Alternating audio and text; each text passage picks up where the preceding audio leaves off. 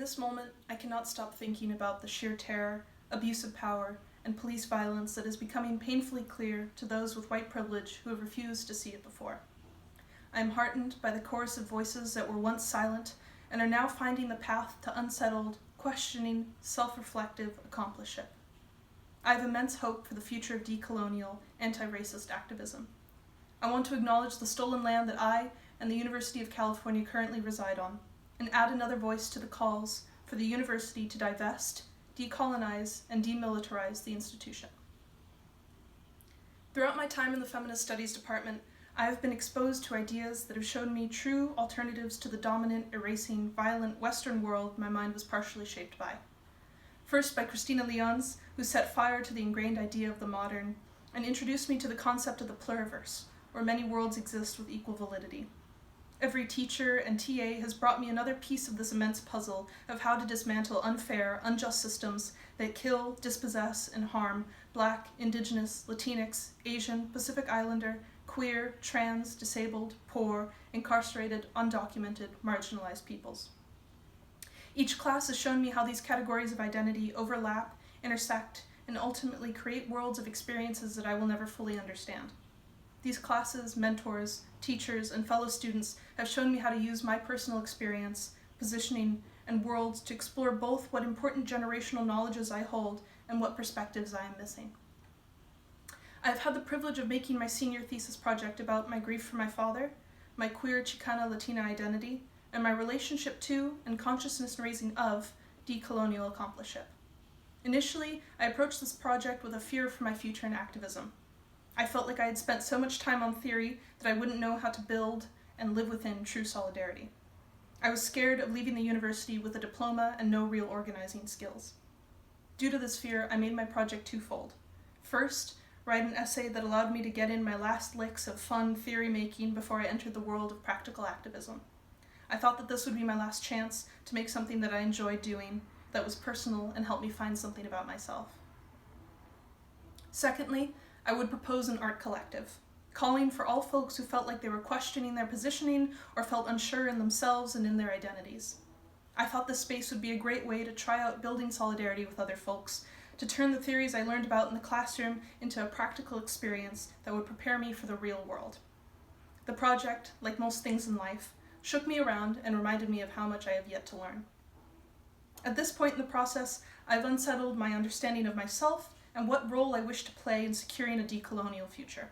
Throughout the workshop, I was reminded of the power of sharing theory, how the words and worlds of Audre Lorde, Gloria Anzaldúa, Eve Tuck, and Gabriel Garcia Marquez helped myself and my peers to see, hear, and feel other marginalized worlds. Theory allows us to teach ourselves and our communities of other struggles which the dominant, Western, one-world world often keeps us from seeing. I learned that theory is not just for the applause of the university. Understanding my positioning is not inherently self-laudatory, but prepares me for further collaboration and organizing with people from very different worlds and positions. Without facing my insecurity in my Chicana and Latina heritage, my queerness, the lasting pain from my father's passing, the liminal worlds that allow me to communicate him even though he's on the other side, the separation I feel from a wider community, and my white privilege, I would not have the informed power to enact a life of truly decolonial solidarity. The biggest lesson of this project has been acknowledging how I will make mistakes.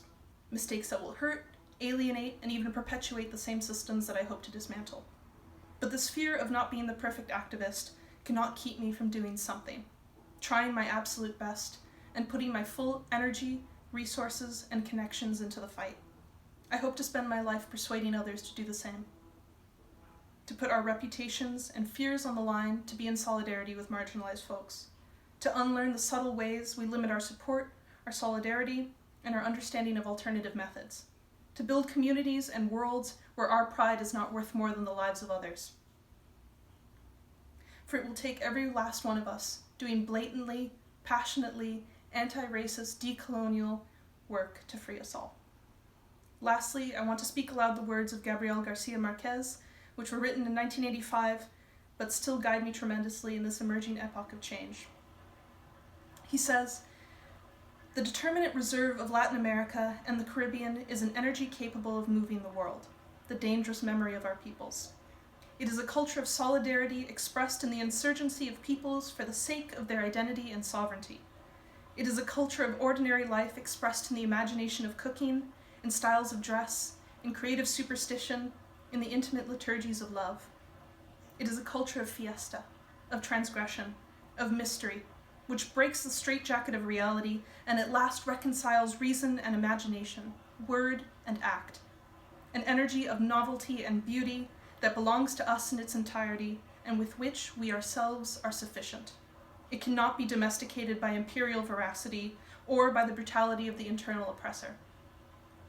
Even the revolution itself is a cultural work, a total expression of a creative vocation and a creative capability that justify and demand of us all a profound confidence in the future.